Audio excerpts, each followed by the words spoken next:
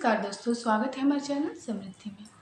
दोस्तों, आज हम नवरात्र के आखिरी दिन यानी अष्टमी और नवमी तिथि, जो लोग 2 दिनों का व्रत रहते हैं या जो लोग 9 दिनों का व्रत रहते हैं, उनके लिए भी बताऊंगी कि उनको कब पारण करना है, कब कलश विसर्जन करना है, पहले हवन करें या पहले कन्या पूजन करें।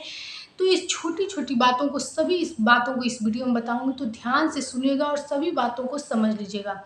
जो आप लोग ज्वारे उगाए हैं, उसका क्या करना चाहिए, जो पान, सुपारी, इलायची रखे हैं, उसका क्या करना चाहिए।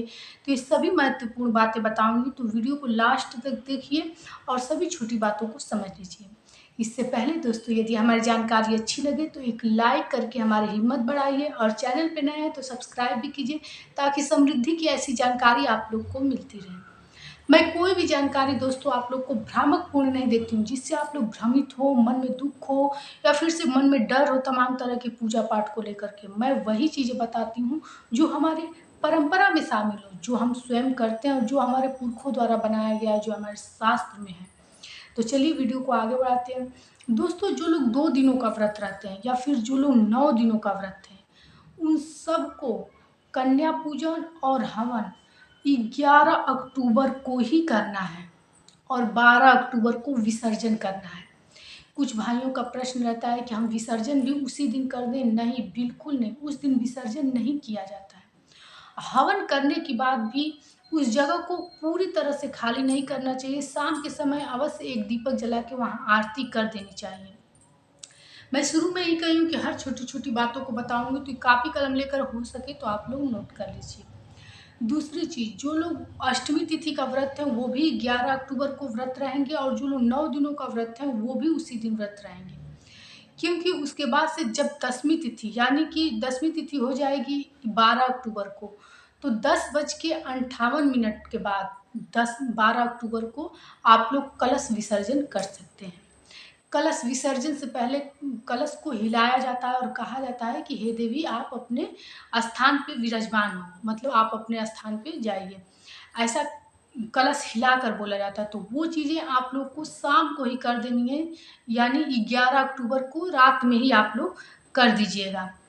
दूसरी चीज़, पहले हवन करें या पहले कन्या पूजन करें, तो पहले हवन किया जाता है। पहले हवन करके उसमें जो भी पूरी, हलवा, चना माता के लिए बनाए हैं, वो चीज़ उसमें डाल करके माता की विदाई करने के बाद, मतलब माता को प्रसन्न करने के बाद, उनकी पूजा उनके पास पहुँचाने के बाद, ये तो आप लोग जानते होंगे कि जब कोई भी छोटी या बड़ी पूजा होती है तो अग्नि के द्वारा ही माता को, देवी देवताओं को पूजा पहुँचाई जाती है, प्रसाद पहुँचाया जाता है। तो जब हवन कर लीजिए, उसके बाद से कन्या पूजन कीजिए। अब कुछ लोगों का प्रश्न था, कन्या ना मिले तो क्या करें? जैसे पुरुष हैं या महिलाएँ हैं, बहुत सारे लोग अपने बच्चों को भेजते भी नहीं और बहुत सारे लोग इस चीज़ से परेशान रहते हैं कि उस दिन कन्याएँ मिलती ही नहीं हैं।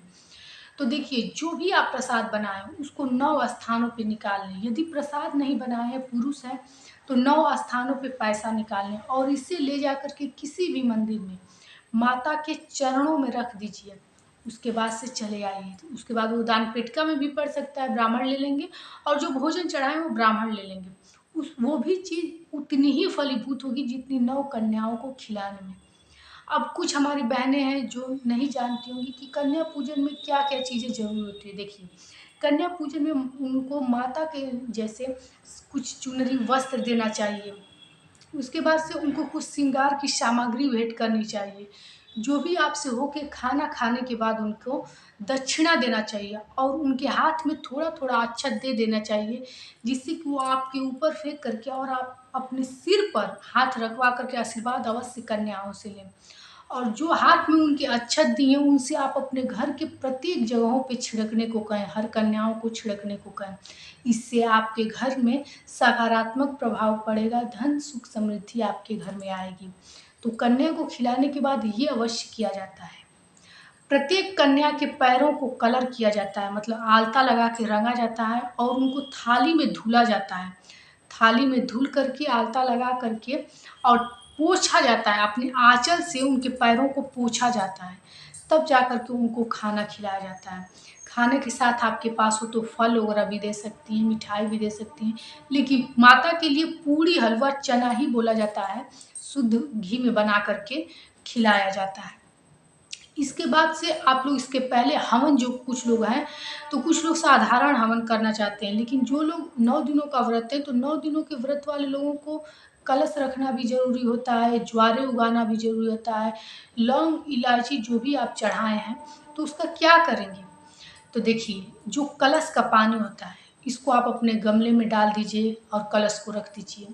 ज्वारे जो उगाए हैं वो भी गमले में डाल दीजिए, और जो फूल पत्ती वगैरह आदमी चढ़ाए रहते हैं, जो आप लोग पूजा पाठ में चढ़ाए, इसको विसर्जन के दिन किसी भी बहते हुए जल में विसर्जित कर दिया जाता है।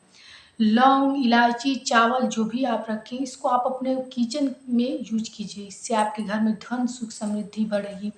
चावल को चावल में डाल दीजिए या भंडार घर वाले चावल में डाल दीजिए। इलायची, लौंग का यूज अपने भोजन में कर लीजिए। जो सुपारी रखे हैं उसे भी आप अपने गमले में दबा सकते हैं। कोई भी वहाँ की ऐसी चीज़ें नहीं होती हैं कि जो कि आपको कहीं इधर-उधर फेंकनी है। जो भी आप पैसे रुपए चढ़ाएँ हैं, ज़्यादा पैसे रुपए चढ़ाएँ हैं तो मंदिर का ही कुछ सामान माता के लिए अगले साल ला दीजिएगा। और जो भी कलश के यहाँ कुछ ऐसे 2, 4, 10 रुपए, 5 रुपए चढ़ाए हैं, तो आप अपने तिजोरी में इसको रख लीजिए। जो कलश के ऊपर रखे हैं, उस पैसे को तिजोरी में रख लीजिए। तो आशा करती हूँ कि ये सारी बातें आप लोग समझ गए होंगे कि किस चीज़ों को क्या करना है। और सभी लोगों को जो पारण है वो 12 अक्टूबर को ही करना है, चाहे जो 9 दिनों का व्रत हो, चाहे अष्टमी तिथि का व्रत हो। उनको 12 अक्टूबर को ही सबको पारण करना है। 10:58 के बाद आप लोग को पारण करना है। अब जो लोग उद्यापन, कुछ लोग उद्यापन करने को कहते हैं कि जैसे व्रत पूरी हो गई तो उद्यापन, तो उद्यापन हमेशा ब्राह्मण के द्वारा कराया जाता है, तो वो तो बहुत बड़ा विधान होता है। लेकिन जो लोग सिर्फ 9 दिनों का व्रत रहते हैं, हर साल रहते हैं, तो उनको सिर्फ हवन सामग्री बाजार में आसानी से मिल जाएगी खरीद करके, और स्वयं से चाहें तो कर ले, ब्राह्मण के द्वारा भी करा सकते हैं। उपले पर उसको रख करके कपूर और घी से आप लोग हवन कर सकते हैं। कुछ लोग खीर से भी हवन करते हैं, कुछ लोग चावल और काले तिल से भी हवन करते हैं।